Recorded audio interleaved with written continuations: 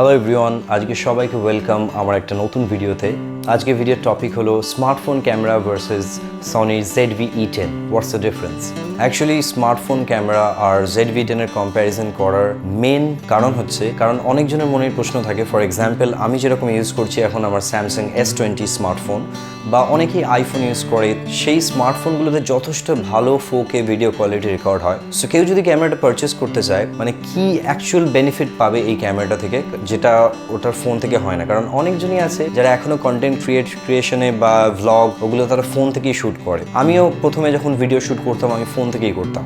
So what's the actual difference? তোমরা যদি একটা APS-C বা মিররলেস ক্যামেরাতে যদি ইনভেস্ট করো, বিশেষ করে সনি ZV-E10 ক্যামেরাতে, কি ডিফারেন্স পেয়ে যাচ্ছ যেটা তোমার স্মার্টফোন ক্যাপেবল না। সো সবার ফার্স্টে তোমরা দেখে নাও দুটোরই ভ্লগ টেস্ট। আমি অ্যাকচুয়ালি দুটো ক্যামেরা দিয়ে ভ্লগিং টেস্ট করেছি, আর এটা পুরো ব্লাইন্ড টেস্ট। তোমরা জাস্ট দেখে বুঝতে পারো কিনা যে কোনটা কোন ক্যামেরা থেকে শ্যুট করা, ফার্স্ট ওটা দেখে নিই। আর ভিডিওটা শেষে আমি বলে দেবো যে কোন ফুটেজটা কোন ক্যামেরা থেকে শ্যুট করা। সো এটা একটা vlogging test Sony ZV-E10 camera আর স্মার্টফোনের মধ্যে। সো সবার ফার্স্টেই বলে রাখি যে স্মার্টফোনটা আমি ইউজ করছি এটা হচ্ছে স্যামসাং S20 স্মার্টফোন, যেটা আমার নর্মাল ডেইলি ড্রাইভার স্মার্টফোন। আর ক্যামেরাটি আমি ইউজ করছি সেটা হচ্ছে সনি ZV-E10। আর যে লেন্স ইউজ হয়েছে দুটোতে সেটাও বলে রাখি। আরও একটা ইম্পর্টেন্ট জিনিস তোমাদের বলে রাখি, যেটা হচ্ছে নিচে তোমরা একটা মাইক্রোফোনের স্পিকারের একটা আইকন পাবে। ওই আইকনটার দিকে অ্যাকচুয়ালি তোমরা ডিসাইড করতে পারবে বা চেক করতে পারবে যে কোন ডিভাইসের অডিওটা কত বেশি ক্লিয়ার। কারণ অডিওটা আমি নিজেদের ডিভাইসগুলোর অনবোর্ড যে ইনবিল্ট যে মাইক্রোফোন সেটা দিয়ে রেকর্ড করছি। কারণ Sony ZV-E10 3 capsule mic provide করে। সো তোমরাও দেখতে পাবে যে স্মার্টফোন মাইক্রোফোন কোয়ালিটি আর ক্যামেরার যে মাইক্রোফোন কোয়ালিটির মধ্যে কতটা ডিফারেন্স। আমি দুটোর মধ্যে সুইচ করতে থাকবো ইন বিটুইন। আর রেজলিউশন যেটা আমি এখন শ্যুট করছি সেটা হচ্ছে 4K দিয়ে রেকর্ড হচ্ছে দুটো ডিভাইস থেকে। আর স্যামসাংয়ের যে S20 যে ব্যাক ক্যামেরাটা, যে মেন ব্যাক ক্যামেরাটা, আমি মেন ক্যামেরাটা দিয়ে ভিডিওটা শ্যুট করছি, কারণ ওটাই বেস্ট পসিবল রেজাল্ট দেয় ভিডিও কোয়ালিটিতে, ইভেন ফটোতেও ওটাই বেস্ট ক্যামেরা হয় যে কোনো স্মার্টফোনে। আর ZV-10 যেটা কিট লেন্স যেটা প্রোভাইড করেছে, যেটা হচ্ছে 18-50, আমি ওই কিট লেন্সটা ইউজ করছি। দুটোই ফুললি অটোমেটিক ভিডিও আমি রেকর্ড করছি, কোনো রকম কোনো ম্যানুয়াল মোড বা কিছু ইউজ করছি না আপাতত। আর স্টেবিলাইজেশনের ব্যাপারটা বলে রাখি যে স্টেবিলাইজেশনটা যেটা ইউজ হচ্ছে স্যামসাংয়ে OIS অ্যান্ড EIS দুটো একসাথে ইউজ হয়, আই থিঙ্ক 4K-তে, এক্স্যাক্টলি আমি জানি না।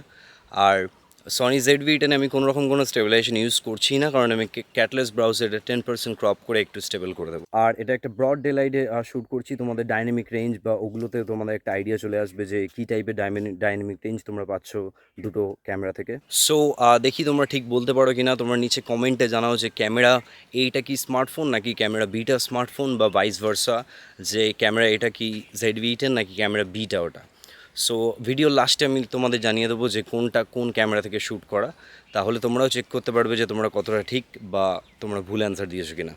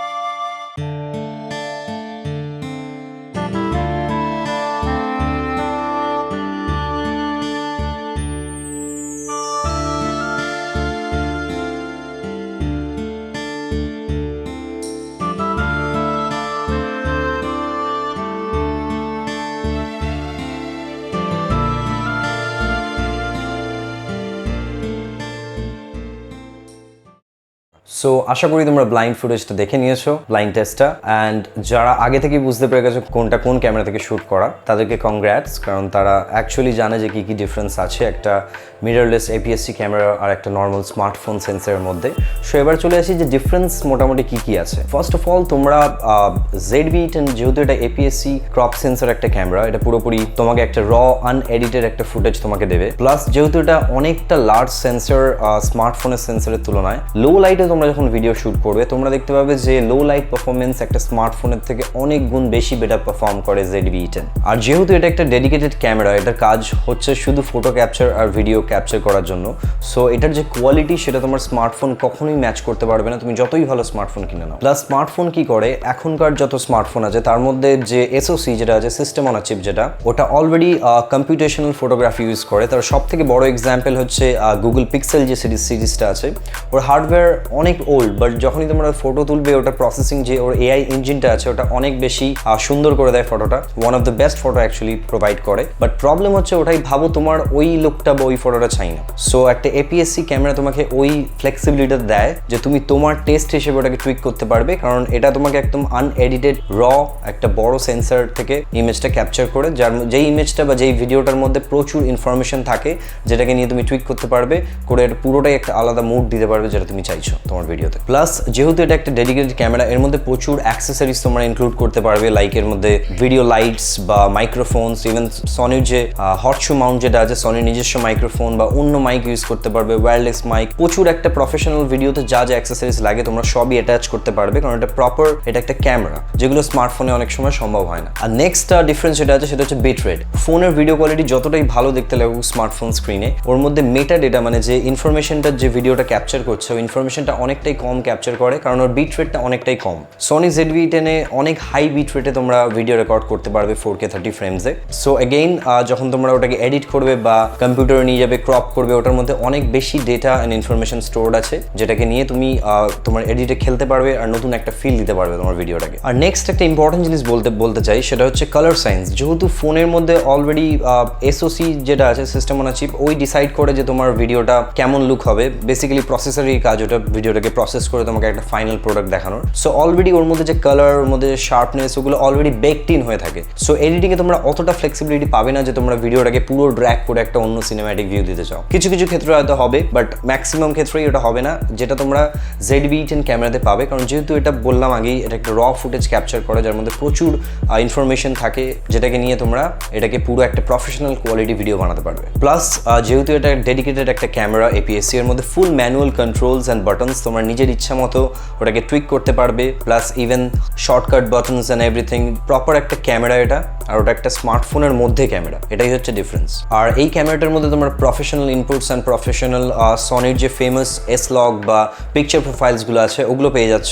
তোমরা যদি এটাকে আরও বেশি একটা নচ উপরে নিয়ে যেতে চাও, তোমার এডিটিংয়ে যদি স্কিল অতটাই ভালো থাকে, তোমরা S-Log বা higher dynamic range video record করার জন্য তোমরা HLG-তে শ্যুট করতে পারবে, যেটা তোমাকে অনেক বেশি ভালো অ্যান্ড হাই কোয়ালিটি রেকর্ডিং দেবে ফোনের তুলনায়। আর এটার আরেকটা প্লাস পয়েন্ট, যেহেতু এটা ভ্লগারদেরকে মাথায় রেখে বানিয়েছে আর অ্যাজ আ ভ্লগ ক্যামেরা এটাকে সনি অ্যাডভার্টাইজ করে, সো যারা স্মার্টফোন থেকে আপগ্রেড করছো তাদের জন্য এটা অনেক ইজি হবে, কারণ ক্যামেরাটা অনেকটাই light weight and easy to carry. Plus এটাতে একটা প্লাস পয়েন্ট যেটা আমার লেগেছে সেটা হচ্ছে ফুললি আর্টিকুলেটেড স্ক্রিনটা পুরোই ফ্রন্টে করে। সো তোমরা যখন ভ্লগ করবে বা নিজেকে শ্যুট করবে, ফর এক্সাম্পল আমি এখন যেটা শ্যুট করছি, আমি এক্স্যাক্টলি দেখতে পাচ্ছি আমি স্ক্রিনের কোথায় আছি বা ঠিকঠাক ফোকাস হচ্ছে কিনা, আমার আই অটো ফোকাস অন আছে কিনা, এভরিথিং। সো এটা ব্লগারদের জন্য অনেক বড় প্লাস পয়েন্ট, কারণ তোমরা যদি একটা স্যামসাং বা আইফোন দিয়েও যদি ব্যাক ক্যামেরা দিয়ে এভাবে ভ্লগ করো, সো তোমরা এক্স্যাক্টলি দেখতে পাবে না যে তোমাদের স্ক্রিনে কি দেখা যাচ্ছে। সো এটা অবশ্যই একটা বিগ প্লাস এই ক্যামেরাটির জন্য। আর প্লাস এটা one of the cheapest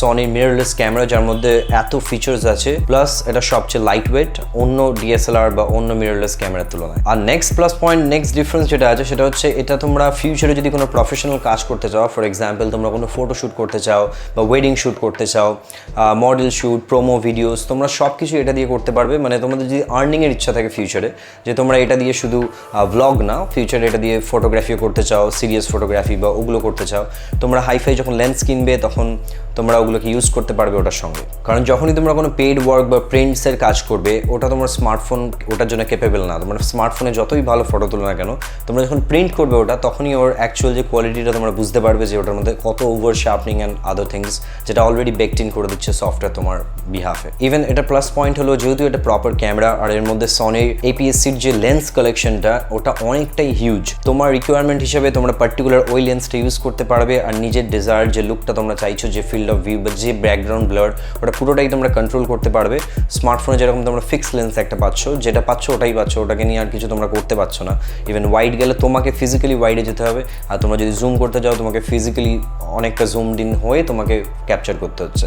but যেহেতু এটা একটা মিররলেস ক্যামেরা, এটার মধ্যে ফুল ফ্লেক্সিবিলিটি পাচ্ছ তোমরা লেন্স চেঞ্জিংয়ের অপশনে। আর সনির যে APS-C যে লেন্স কালেকশনটা, ওর মার্কেটটা অনেক হিউজ, থার্ড পার্টি লেন্সেস প্রচুর কালেকশন আছে। সো যখনই তোমরা প্রফেশনাল কাজের জন্য এটাকে আপগ্রেড করতে চাইবে, তোমরা নিজের ডিজায়ারেবল যে লেন্সটা তোমরা চাইছো তোমরা অবশ্যই পেয়ে যাবে মার্কেটে। আর লাস্টলি মোস্ট ইম্পর্টেন্টলি আমার একটা বেস্ট ফিচার লেগেছে, যেটা তোমাদেরকে আমি এক্সপ্লেন করে বলছি। সেটা হচ্ছে স্লোমো ভিডিওর কন্ট্রোলে। ফোন 480 ফ্রেমসে তোমাকে স্লোমো ভিডিও বানিয়ে দেবে, বা কিছু কিছু ফোন যেরকম স্যামসাংয়ের সিরিজটা আছে 960 ফ্রেমসে তোমাকে স্লোমো করে দেবে।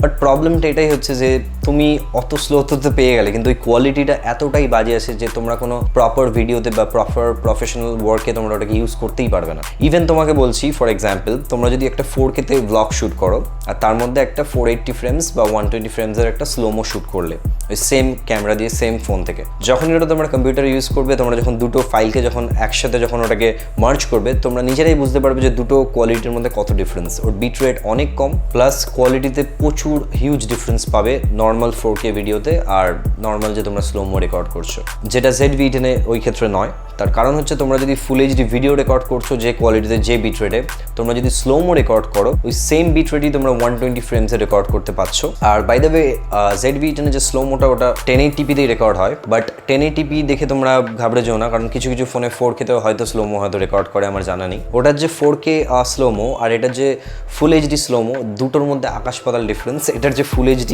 স্লোমোটা আছে ওটা তোমাদের স্ক্রিনে তোমরা আশা করি দেখতে পাচ্ছ, তোমরা নিজেরাই বুঝতে পারবে এটা কতটা হাই কোয়ালিটি। সো ইজিলি তোমার 4K যে ফুটেজটা তোমরা শ্যুট করছো ওটার সঙ্গে ইজিলি মার্জ হয়ে যায়। ইভেন তোমরা এটাকে দিয়ে প্রমোশনাল ভিডিও বা কোনো প্রফেশনাল স্লোমো ভিডিও ওয়ার্ক করতেই পারবে।